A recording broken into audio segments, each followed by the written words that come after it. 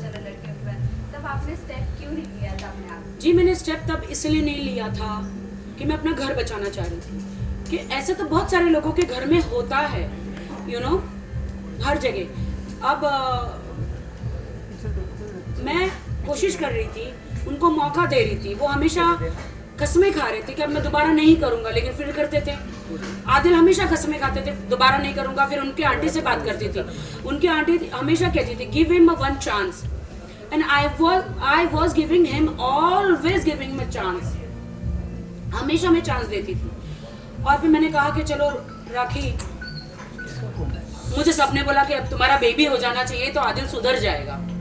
सो मैंने उस वक्त एक बहुत बड़ा सर्जरी मेरा हुआ यूट्रस का, या आई डिड इट, कि हाँ मेरा प्रॉब्लम था थोड़ा, तो I did it. Doctor Veena Shinde उन्होंने ही सर्जरी किया मेरा, and with in 1 or 2 month मैंने कंसीव भी किया। एंड हालांकि उन्होंने मना किया था कि 2-3 months तो बिल्कुल, कुछ 6 month तो कुछ नहीं होना चाहिए था, but it's a life, it's a marriage life, you can't stop this. And इतने में मुझे बिग बॉस मराठी का ऑफर आ गया, एंड मैं बिग बॉस मराठी में चली गई। देन बहुत सारी चीज़ें मेरी ज़िंदगी में हुई, मैंने बहुत सारा बर्दाश्त किया, इतना बर्दाश्त किया, क्योंकि मेरे पे पहले भी एक दाग लगा था मेरे फर्स्ट मैरिज का, जो कि मैरिज नहीं थी, जो कि मेरी वो मैरिज नहीं थी।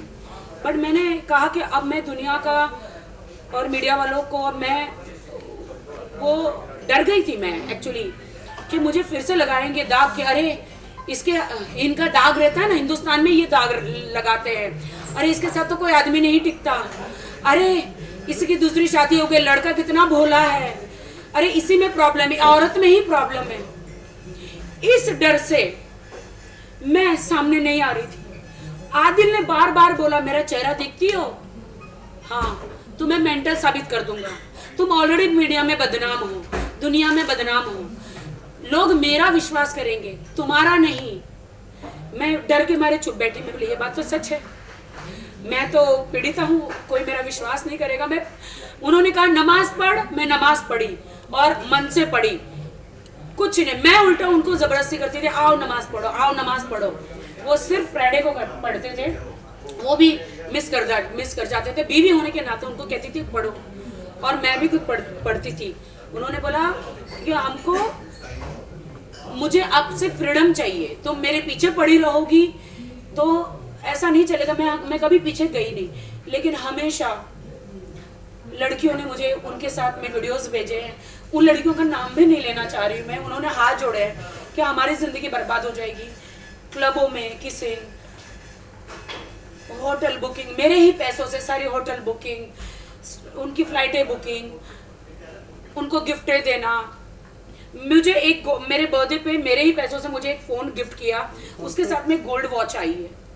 तो अभी 3-4 लड़कियां हैं, अब चारों लड़कियों को मैं कहाँ ढूंढने जाऊँ, उसमें गोल्ड वॉच भी उसके साथ आई थी, जो दुबई से लिया था तो उन्होंने, तो वो अब चारों में से किसको दिए, मैं चारों को किसको पूछने जाऊं। और मेरी माँ के जेवर, जब ये चले गए कपड़ों के, मेरी माँ के जेवर, पैसे अब कौन सी लड़की को दिए हैं इन्होंने, मैं चारों को पूछ रही हूँ। मेरी माँ के जेवर है वो मेरी पूंजी है, मेरी माँ का आशीर्वाद है, वो मुझे दे दो, जिस भी लड़की के पास उन्होंने दिया है।